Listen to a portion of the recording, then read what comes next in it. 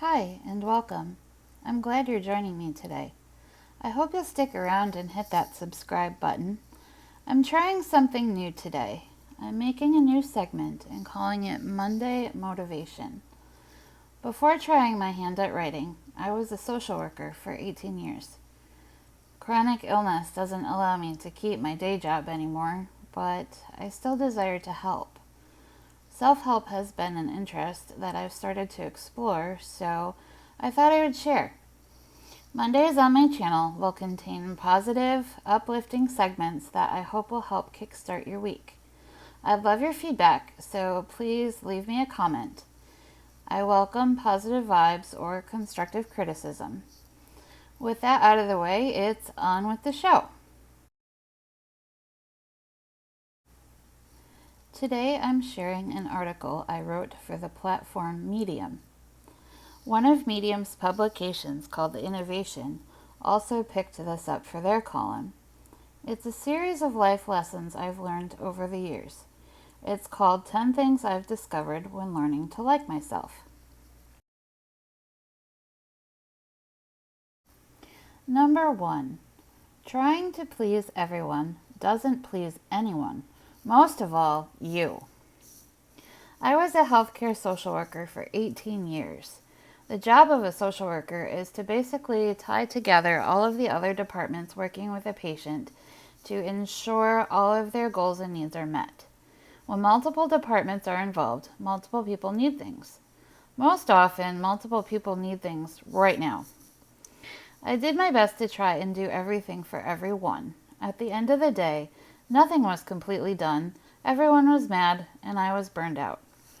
Don't do that. Focus on the order of importance, and some other people will have to wait. The same goes for family. Every holiday was Mom's family and Dad's family who wanted time. Then it became the parents' families of my significant others. It's impossible to be in 4 places at once, no matter how many desserts are offered.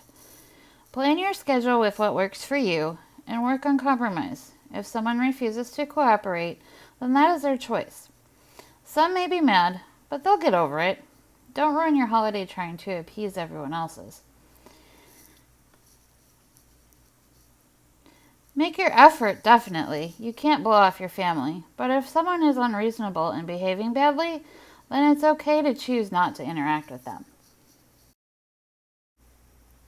Number 2. It's okay if someone doesn't like you. A supervisor once told me 10% of people will love you no matter what. Another 10% will hate you no matter how hard you try. Do what you can for the 80% in the middle that can go either way. Not everyone is going to have warm and fuzzy feelings toward you, and that's okay. A friend of mine was self-conscious about her legs. She's a beautiful woman, but she doesn't see herself that way all the time. She told me it was 90 degrees out, her air conditioning was broken, and she was wearing sweatpants. Our conversation went like this. Why? I asked her. I don't like the way people look at me when I go out, she said. What people? I asked. Oh, I don't know. Whoever is around, she replied. So, strangers? I asked. Yes, I suppose so. Girl, are you listening to yourself? What effect does the opinion of a stranger who you will never see again have on your life? None, was her answer. Exactly. Put some shorts on. Now, of course you have to follow the rules of society, but wear what you want. Do what is right. If someone has a problem with you, that's exactly what it is. Their problem.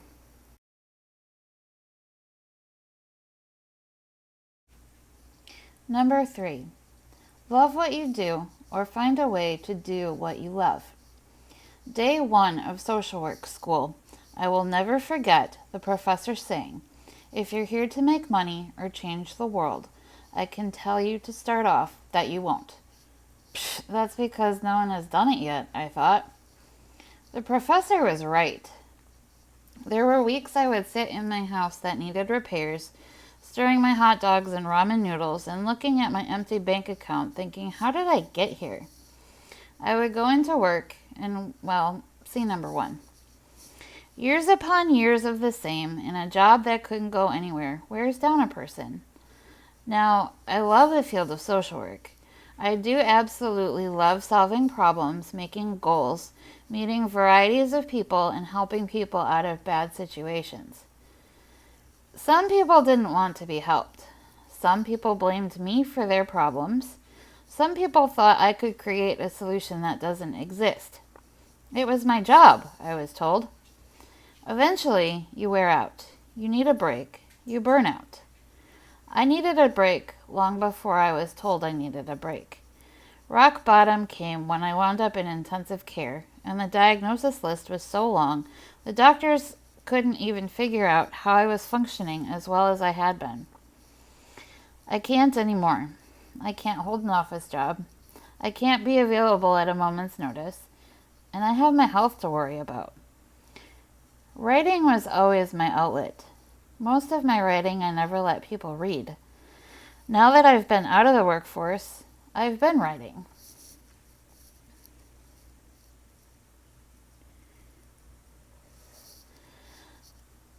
I published a book. I published 2 books. I published 3 books. People read my work and they like it. Guess what? I love writing.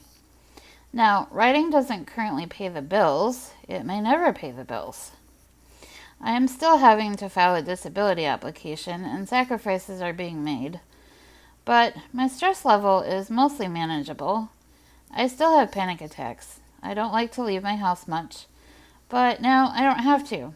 Lesson learned. There is always a different path you can choose. If you are not happy with the one you're on, take the fork in the road.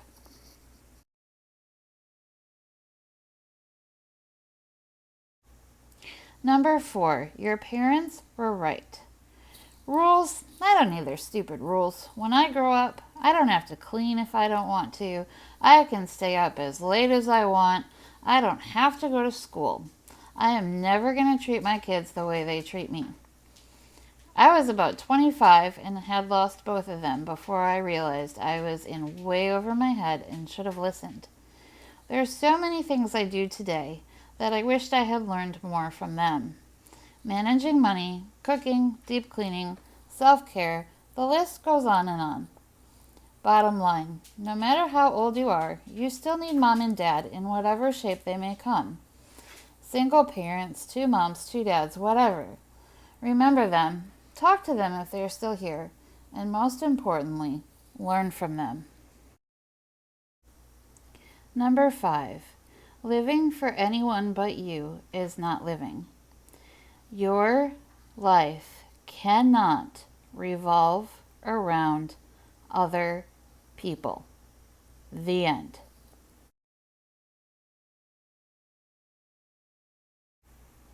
Number 6, just because you were trained to do it doesn't mean you have to. I graduated college in 2002 with a bachelor's degree in social work. I did that job for 18 years. I physically can't anymore. Sometimes I feel my degree was a waste, but in reality it has helped me in so many other areas. Just because I have a social work degree doesn't mean I have to be a social worker. I learned how to actively and passively listen. I learned how to pick out what someone is telling me and make sure I understand it correctly. I learned empathy and how to think outside the box. These skills are things many people lack, yet come in handy every day. They also help to create characters, enabling me to get inside of a character to feel what they would feel and to solve problems. In my writing, the fact that I wrote the problem into existence in the first place is beside the point.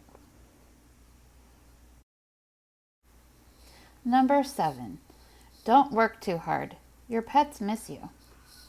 Once upon a time, I lived alone. Not completely alone. My dog Daffy was there. Daffy's my best friend. We walked every morning. I went to work. She got crazy hyper when I came home. We played in the yard, we played with toys, and then we cuddled in bed when it was time to go to sleep. My hours became later and later. I couldn't say my workload was unrealistic. It all had to be done. My hours got longer and longer. I was too tired when I got home. I did a deep clean one weekend and found all of Daffy's toys under my bed. She'd been trying to play with me for goodness knows how long, and I had been too tired. Go home on time. See your family. Play with your dog. Remember what they say. Pets are part of our life, but to them, we're their whole life. Pets deserve good, full lives, full of fun with their owners.